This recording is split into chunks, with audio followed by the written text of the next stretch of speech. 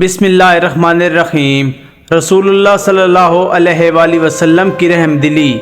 جب اس اونٹ نے آپ صلی اللہ علیہ وآلہ وسلم کو دیکھا تو ایسا ڈگرایا اور ایسی درد بھری آواز نکالی جیسے بچے کی جدا ہونے پر اونٹنی کی آواز نکلتی ہے۔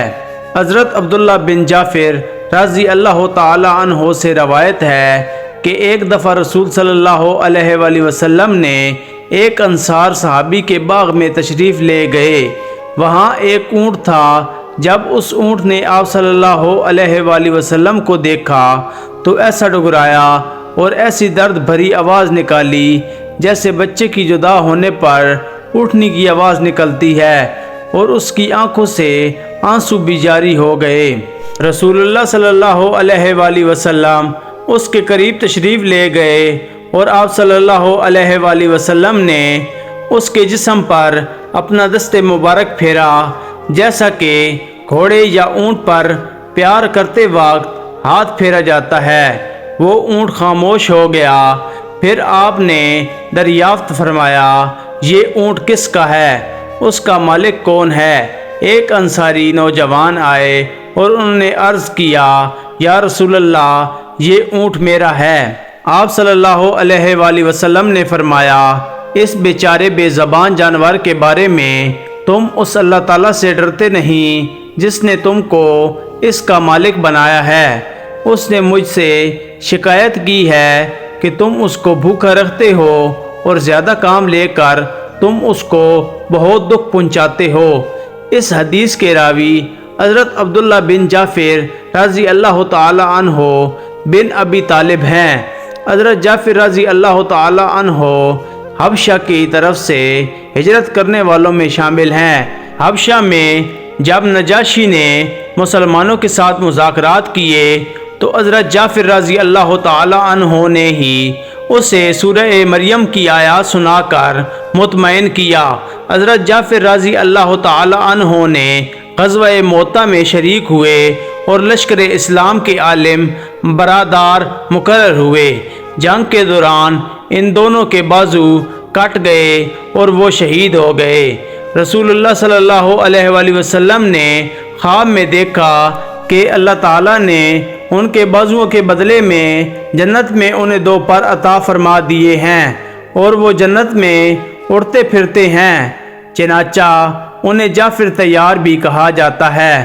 اس حدیث کی راوی حضرت عبداللہ رضی اللہ تعالی عنہ انہی کے بیٹے ہیں۔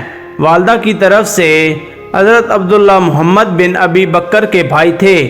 حضرت عبداللہ رضی اللہ تعالی عنہ بڑے فیاض تھے اور ان کا اعزازی لقب سخاوت کا دریا تھا۔ اس حدیث میں مذکور ہے کہ رسول اللہ صلی اللہ علیہ وآلہ وسلم ایک انصاری کے باغ میں تشریف لے گئے تو وہاں ایک اونٹ تھا جس نے آپ صلی اللہ علیہ وآلہ وسلم کو دیکھ کر دردناک آواز نکالی اور اس کی آنکھوں سے آنسو بہہ نکلے۔ گویا اس نے رسول اللہ صلی اللہ علیہ وآلہ وسلم کو اپنی تکلیف سے آگاہ کرنا چاہا تو حضرت محمد صلی اللہ علیہ وآلہ وسلم نے اس اونٹ کے پاس چلے گئے اور اس کی کنپٹیوں پر پیار سے ہاتھ پھیرا اور پھر دریافت فرمایا کہ اس اونٹ کا مالک کون ہے۔ جب اس کا مالک آپ صلی اللہ علیہ وآلہ وسلم کے پاس آیا تو آپ صلی اللہ علیہ وآلہ وسلم نے اس سے فرمایا کہ تم اس بے زبان جانور کے بارے میں اللہ تعالیٰ سے نہیں ڈرتے؟ اس نے مجھ سے شکایت کی ہے کہ تم اس کو بھوکا رکھتے ہو اور کام بھی اس کی طاقت سے زیادہ لیتے ہو۔ رسول اللہ صلی اللہ علیہ وآلہ وسلم دین کا کامل لے کر آئے تھے جس میں حقوق و فرائض کی پوری وضاحت موجود ہے۔ اسلام کی تعلیم یہ ہے کہ کسی بھی ذی روح کو تکلیف نہ پہنچاؤ، بلکہ اگر کسی کو تکلیف میں دیکھو تو اس کی تکلیف دور کرنے کی کوشش کرو، خواہ وہ انسان ہو یا حیوان۔ رسول اللہ صلی اللہ علیہ وآلہ وسلم نے فرمایا، ساری مخلوق اللہ تعالیٰ کا کنبہ ہے، پس مخلوق میں سے اللہ کا محبوب ترین بندہ وہ ہے جو اس کنبے کے ساتھ اچھا سلوک کرے۔ گویا مخلوق کے ہر فرد کے ساتھ حسن سلوک اور نرمی کا برتاؤ اللہ تعالیٰ کو پسند ہے، خواہ وہ انسان ہو یا حیوان۔ ہر مسلمان کو دوسرے مسلمان کا بھائی کہا گیا ہے، اور مسلمان کی شان یہ بیان کی گئی ہے کہ وہ دوسرے مسلمانوں کو ہاتھ اور زبان سے کسی طرح کی تکلیف نہ پہنچائے، بلکہ بھائی ہونے کا تقاضا پورا کرتے ہوئے ہر دوسرے مسلمان کا ہمدرد اور خیر خواہ ہو۔ ایک حدیث میں آتا ہے کہ تم میں سے کوئی شخص مومن نہیں ہو سکتا جب تک کہ اپنے بھائی کے لیے وہی نہ چاہے جو اپنے لیے چاہتا ہے۔ مومن تو مومن ہے، اسلام تو پرامن کافروں کے ساتھ بھی حسن سلوک کا حکم دیتا ہے۔ حد تو یہ ہے کہ کسی بھی جاندار کو تکلیف پہنچانا بڑا گناہ اور ظلم ہے۔ اللہ تعالیٰ نے اپنی تمام مخلوق کو اپنا کنبہ کہا ہے۔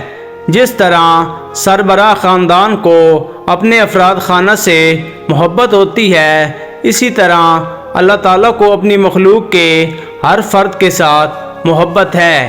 اسی تعلیم کا نتیجہ ہے کہ جانوروں کو تنگ کرنے سے منع کیا گیا ہے۔ پالتو جانوروں سے ان کی طاقت کے مطابق کام لینے اور پوری غذا دینے کی تاکید کی گئی ہے۔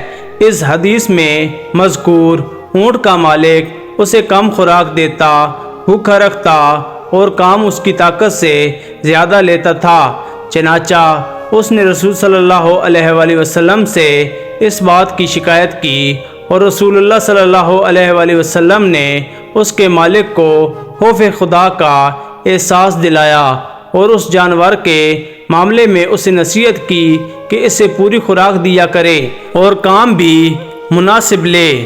یہاں ایک اور بات بھی معلوم ہوتی ہے، وہ یہ کہ اس اونٹ نے رسول اللہ صلی اللہ علیہ وآلہ وسلم کو پہچان لیا اور ان کے پاس اپنی تکلیف کی شکایت کی۔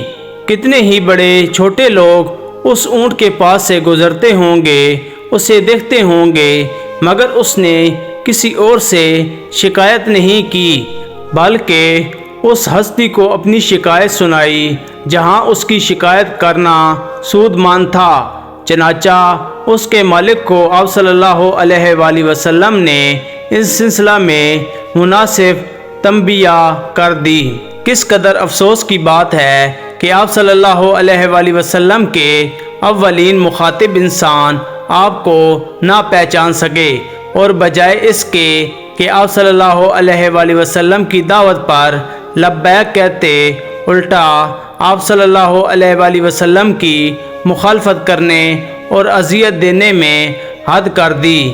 مگر حقیقت یہ ہے کہ ابو جہل، ابو لہب اور دوسرے سردار ان قریش آپ صلی اللہ علیہ وآلہ وسلم کو اچھی طرح پہچانتے تھے، مگر بدقسمت تھے کہ تعصب نے ان کو اندھا کر رکھا، ورنہ قرآن میں ہے کہ وہ رسول اللہ صلی اللہ علیہ وآلہ وسلم کو اس طرح پہچانتے تھے جس طرح وہ اپنے بیٹوں کو پہچانتے تھے۔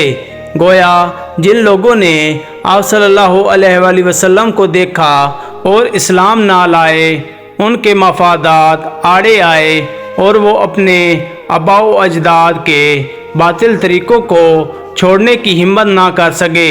اس کے برعکس یہ اونٹ کتنا بخت آور ہے کہ رسول اللہ صلی اللہ علیہ وآلہ وسلم خود چند قدم چل کر اس کے پاس گئے اور ان کی کن پٹیوں پر ہاتھ پھیرا اور اس کی شکایت سنی۔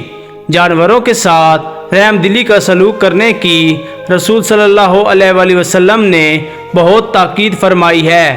اس سلسلہ میں کتب حدیث میں کئی واقعات ملتے ہیں۔ مثلاً حضرت عبداللہ بن مسعود رضی اللہ تعالی عنہ کے صاحبزادے عبد الرحمن اپنے والد ماجد سے روایت کرتے ہیں کہ ایک سفر میں ہم رسول اللہ صلی اللہ علیہ وآلہ وسلم کے ساتھ تھے، تو آپ صلی اللہ علیہ وآلہ وسلم قضائے حاجت کے لیے تشریف لے گئے۔ اس اثناء میں ہماری نظر ایک سرخ چڑیا پر پڑی جس کے ساتھ ایک چھوٹے چھوٹے 2 بچے بھی تھے۔ ہم نے ان بچوں کو پکڑ لیا، وہ چڑیا آئی اور ہمارے سروں پر منڈلانے لگی۔ اتنے میں رسول صلی اللہ علیہ وآلہ وسلم تشریف لے آئے۔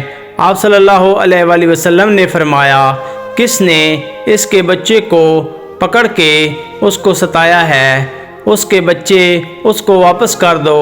اور آپ صلی اللہ علیہ وآلہ وسلم نے چیونٹیوں کی ایک بستی دیکھی، یعنی زمین کا ایک ایسا ٹکڑا جہاں چیونٹیوں کے بہت سوراخ تھے اور چیونٹیوں کی بہت کثرت تھی۔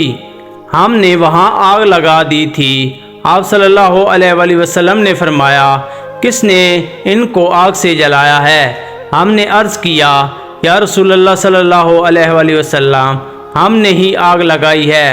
آپ صلی اللہ علیہ وآلہ وسلم نے فرمایا، آگ کے پیدا کرنے والے رب کے سوا کسی کے لیے یہ سزاوار نہیں ہے کہ وہ کسی جاندار کو آگ کا عذاب دے۔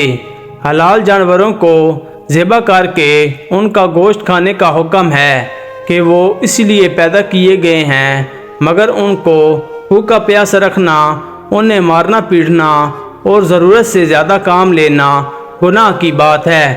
مسلمانوں کو ہدایت ہے کہ جب وہ جانور کو ذبح کرے تو چھری کو خوب تیز کر لے تاکہ جانور کو کم سے کم تکلیف ہو۔ پھر ذبح کرنے سے پہلے اسے بھوکا پیاسا نہ رکھے، بلکہ اسے پانی اور چارہ مہیا کرتا رہے۔ اس کی کھال اس وقت اتارنا شروع کرے جب وہ پوری طرح بے حس و حرکت ہو جائے۔ اسی طرح کسی زندہ جانور کے سامنے دوسرے جانور کو ذبح بھی نہ کرے۔ لوگ جانوروں کے حقوق کو عام طور پر کوئی اہمیت نہیں دیتے، حالانکہ یہ بہت بڑی ذمہ داری ہے اور جانوروں پر ظلم کرنا اللہ تعالیٰ کو سخت ناپسند ہے۔ ایک عورت بلی کو بھوکا پیاسا رکھنے کی پاداش میں جہنم کا ایندھن بن گئی۔ حضرت عبداللہ بن عمر رضی اللہ تعالیٰ عنہ سے روایت ہے کہ رسول اللہ صلی اللہ علیہ وآلہ وسلم نے بیان فرمایا کہ ایک بے درد اور بے رحم عورت اس لیے جہنم میں گرائی گئی کہ اس نے ایک بلی کو باندھ کر بھوکا مار ڈالا، نہ تو اسے خود کچھ کھانے کو دیا اور نہ اسے چھوڑا کہ وہ زمین کے کیڑے مکوڑوں سے اپنی غذا حاصل کر لیتی۔ یہ بنی اسرائیل کی ایک عورت تھی جس کا حال اللہ تعالیٰ نے رسول اللہ صلی اللہ علیہ وآلہ وسلم پر منکشف فرما دیا۔ اسی طرح ایسا بھی ہوا کہ ایک شخص نے کسی جانور پر رحم کھایا اور بھوک اور پیاس میں کھانا پانی دیا یا اس کے دکھ درد کو محسوس کیا اور اس کی مدد کی تو اللہ تعالیٰ نے اس شخص کی خطاؤں کو معاف کر دیا۔ حضرت ابو ہریرہ رضی اللہ تعالیٰ عنہ سے روایت ہے کہ رسول اللہ صلی اللہ علیہ وآلہ وسلم نے فرمایا، اس اثناء میں ایک آدمی چلتا جا رہا ہے، اسے سخت پیاس لگی، چلتے چلتے اسے ایک کنواں ملا، وہ اس کے اندر اترا اور پانی پی کر باہر نکل آیا۔ کنویں کے اندر سے نکل کر اس نے دیکھا کہ ایک کتا ہے جس کی زبان باہر نکلی ہوئی ہے اور پیاس کی شدت سے وہ کیچڑ کھا رہا ہے۔ اس آدمی نے دل میں کہا کہ اس کتے کو بھی پیاس کی ایسی تکلیف ہے جیسی کہ مجھے تھی، چنانچہ وہ اس کتے پر رحم کھا کر پھر اس کنویں میں اترا اور اپنے چمڑے کے موزے میں پانی بھر کر اس نے اس کو اپنے منہ سے تھاما اور کنویں سے باہر نکل آیا اور اس کتے کو وہ پانی اس نے پلا دیا۔ اللہ تعالیٰ نے اس کی رحم دلی اور اس محنت کی قدر فرمائی اور اسی عمل پر اس کی بخشش کا فیصلہ فرما دیا۔ بعض صحابہ رضی اللہ تعالیٰ عنہ نے بھی حضور صلی اللہ علیہ وآلہ وسلم سے یہ واقعہ سن کر دریافت کیا، یا رسول اللہ، کیا جانوروں کی تکلیف دور کرنے میں بھی ہمارے لیے اجر و ثواب ہے؟ تو آپ صلی اللہ علیہ وآلہ وسلم نے فرمایا، ہاں، ہر زندہ اور تر جگر رکھنے والے جانوروں کی تکلیف دور کرنے میں ثواب ہے۔ یہ جذبہ ترحم اللہ تعالیٰ کو بہت پسند ہے اور رحم کرنے والے لوگ بھی اسے پسند ہیں۔ رسول اللہ صلی اللہ علیہ وآلہ وسلم فرماتے ہیں، رحم کرنے والوں اور ترس کھانے والوں پر بڑی رحمت کرنے والا اللہ تعالیٰ رحم کرے گا۔